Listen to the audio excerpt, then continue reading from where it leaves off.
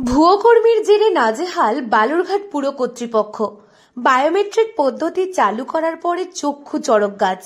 তবে সেই কর্মীর সংখ্যা 1-2 জন নয়, প্রায় 80 জন। এই ছবি সামনে আসতেই ব্যাপক শোরগোল পড়েছে জেলা জুড়ে। বালুরঘাট পুরসভার অস্থায়ী সাফাই কর্মীদের জন্য বায়োমেট্রিক পদ্ধতিতে উপস্থিতি চালু হলেও হাজিরা দিতে এলো না এই 80 জন কর্মী। তবে প্রশ্ন উঠেছে, এত সংখ্যক কর্মী কেনই বা হাজিরা দিলেন না? তাহলে অনুপস্থিত তালিকায় লুকিয়ে ভুয়ো সাফাই কর্মী?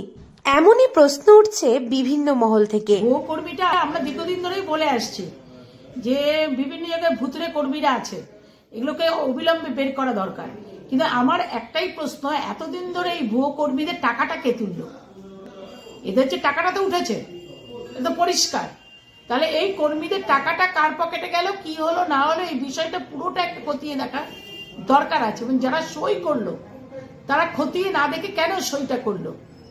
এত তো সই করতে হবে, তাদের মাইনা বাবদ এত টাকা বা সেখানে এক্সিকিউটিভ অফিসার আছে, চেয়ারম্যান আছে বা অ্যাকাউন্ট সবাই আছে, সবাই মিলে তাহলে এই বিষয়টাকে কেন ঠিকঠাক দেখা হলো না? আর এই টাকাটা কোথায় গেল?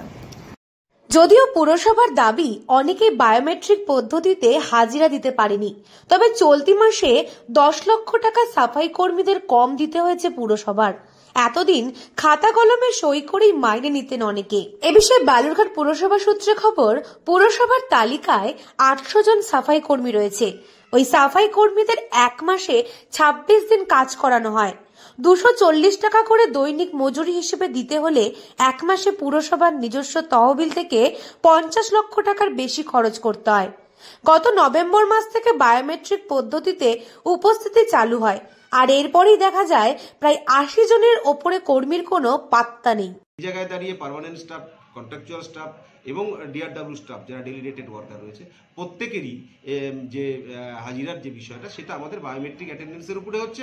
এবং তাদের যে ডিআরডব্লিউ স্টাফের যে ওয়েজেসটা, যার বেশিরভাগটাই বহন করতে হয় বালুরঘাট পৌরসভার ওন ফান্ড থেকে, এবং প্রত্যেকটা পৌরসভারই ওন ফান্ড থেকে বহন করতে হয়, আপনারা জানেন। তো সেই জায়গায় দাঁড়িয়ে তাদেরও যে অ্যাটেন্ডেন্সটা, সেই অ্যাটেন্ডেন্স সমস্তগুলোই আমাদের এখন বায়োমেট্রিক অ্যাটেন্ডেন্সের উপরেই হচ্ছে। আমরা অক্টোবরে যখন অ্যাটেন্ডেন্সের মাধ্যমে আমরা পেমেন্ট করেছি, তখন প্রায় 51 লক্ষ সামথিং আমাদের পেমেন্ট করতে হয়েছে। এই মাসে আমাদের অন বায়োমেট্রিক অ্যাটেন্ডেন্সের উপরে যে ওয়েজেসটা আমরা দিয়েছি, সেখানে আমাদের 41 লক্ষ সামথিং পেমেন্ট আমাদের করতে হয়েছে। এবং বায়োমেট্রিক চালু হওয়ার নভেম্বর মাসে প্রায় 10 লক্ষ টাকার সঞ্চয় হয় পুরসভার, আর এরপরই ভুয়ো কর্মী নিয়ে তোলপাড় পড়ে যায়। যদিও কয়েকজন কর্মী নিজেদের ভুলের উপস্থিতি জানাতে পারেননি বলে চিঠি দিয়ে পুরপ্রধানকে তাদের সমস্যার কথা জানিয়েছেন। এ বিষয়ে পুরসভার চেয়ারম্যান জানিয়েছেন, অনেক কর্মীরাই বায়োমেট্রিক দিতে পারেননি। পুরো বিষয়টি স্কুটনি করে দেখা হচ্ছে।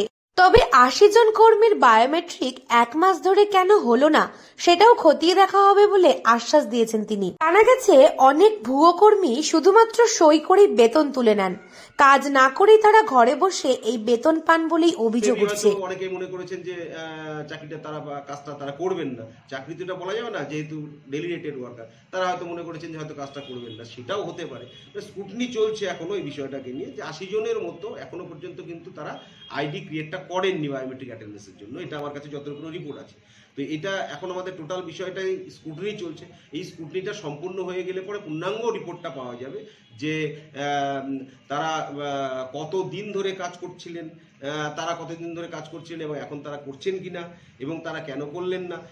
আবার এমনও হতে পারে যে তার নামটা হয়তো সেকশন থেকেই পাঠানো হয়েছে, আবার বায়োমেট্রিক অ্যাটেন্ডেন্সের জন্য সে হয়তো তার নামটা অ্যাটেন্ডেন্স করতে এসেছিল, তো তারপরে তার 2 জায়গায় আছে, তো 2 জায়গায় নাম তো তার থাকতে পারবে না, একজন কর্মীর এক জায়গাতেই নাম থাকবে। ধরনের যে বিষয়গুলো, এই বিষয়গুলোকে কেন্দ্র করে আমাদের 80 জনের মধ্যে একটা ডিফার করছে।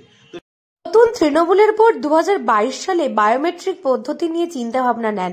এবার নভেম্বর মাসে বায়োমেট্রিক চালু হতেই বেপাত্তা 80 জন কর্মীর অধিকাংশই। দক্ষিণ দিনাজপুর থেকে সুস্মিতা গোস্বামী রিপোর্ট, লোকাল 18 বাংলা।